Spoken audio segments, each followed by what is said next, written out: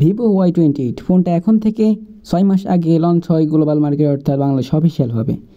ফোনটার 6 মাস পর যে পারফরমেন্স সেটা কেমন, তাহলে চলুন কথা না বাড়িয়ে শুরু করা যাক। তবে ভিডিও শুরুতেই বলে রাখি, ভিডিওটা অবশ্যই লাইক করে চ্যানেলটা সাবস্ক্রাইব করে দেবেন। ভিভো Y28 ফোনটা 6 মাস পর যে পারফরমেন্স হয়তো আপনি জানলেও কিনবেন না, কারণ এই ফোনটির যে দাম এবং যা পারফরমেন্স দেয় সেটা মোটামুটি আশাজনক নয়। ফোনটির যে ডিজাইন সেটা ভিভোর বাকিবাদ ফোনের সাথে মিল রাখে এবং ভিভো Y18-এর সাথেও কিছুটা মিল রাখে ফোনটার ডিজাইনটা। ফোনটার রেয়ারে রয়েছে দুটি ক্যামেরা, যার মেন ক্যামেরা হলো 50 মেগাপিক্সেল এবং একটা সহকারী সেন্সর যেটা হলো 2 মেগাপিক্সেল এবং এটা একটা ডেপথ সেন্সর। এবং ফোনটির ফ্রন্ট ক্যামেরা হিসেবে রয়েছে একটা 8 মেগাপিক্সেল ক্যামেরা এবং এটি একটা পাঞ্চেল কাট আউট ক্যামেরা, যা দেখতে অনেকটাই সুন্দর লাগে। ফোনটির ডিসপ্লে হিসেবে 6.68 ইঞ্চির একটা IPS LCD panel, 90 hertz refresh rate, 1680x720 pixel, যা একটা HD+ ডিসপ্লে।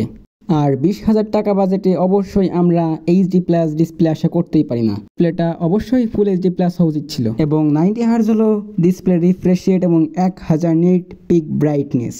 তো ফোনটি ডিসপ্লে সেকশন আমার একটু পছন্দ হয়নি, কারণ এখানে অবশ্যই ফুল HD+ দেওয়া উচিত এবং এই বাজেটে অনেকে অ্যামোলেডও দিয়ে থাকে। ফোনটিতে প্রসেসর হিসেবে আছে MediaTek Helio G85 এবং এটি একটা 12nm চিপসেট। এটাও কিন্তু আমার পছন্দ হয়নি, কারণ কিছুদিন আগে রেডমি একটা ফোন লঞ্চ করেছিল, Redmi 13 ফোনটাই কিন্তু 17,000 টাকার এবং ওই ফোনটাই চিপসেট হিসেবে ছিল MediaTek Helio G91, যা অবশ্যই G85-এর থেকে অনেকটাই এগিয়ে থাকে।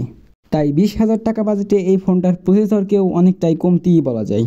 এই ফোনটির স্টোরেজ টাইপ UMMC 5.1, যা অবশ্যই UFS 2.2 হওয়ারই কথা ছিল, এখানেও কমতি। দেখুন, এই ফোনটার কিন্তু ভালো দিকের থেকে খারাপ দিকগুলো বেশি বেরিয়ে আসছে।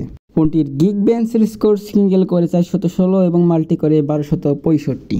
ফোনটিতে অ্যান্ড্রয়েড ভার্সন হিসেবে আছে স্টেবল অ্যান্ড্রয়েড 14 এবং UI হিসেবে আছে ফান্টাস OS 14। ফোনটিতে ব্যাটারি হিসেবে আছে 6000 mAh এর ব্যাটারি এবং চার্জার হিসেবে আছে একটা 44 ওয়াটের সুপার ফাস্ট চার্জার, যা দিয়ে ফোনটাকে চার্জ করতে মোটামুটি 50 মিনিট সময় লাগে। তো এবার আসা যাক ফোনটির পারফরমেন্স সেকশনে।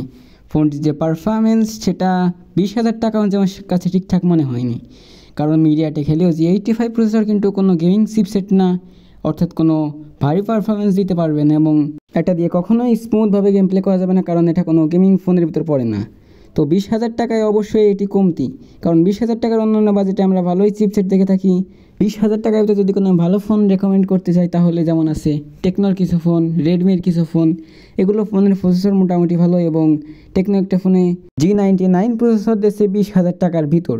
সেই ফোনটির নাম হলো টেকনো স্পার্ক 20 Pro।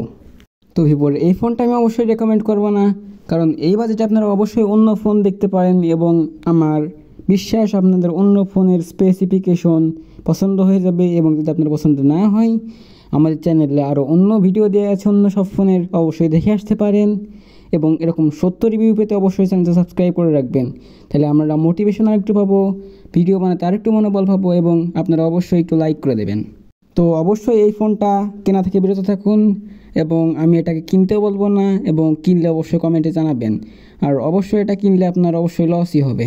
তো এই ছিল ফোনটার ফুল রিভিউ, কেমন লাগলো অবশ্যই জানাবেন।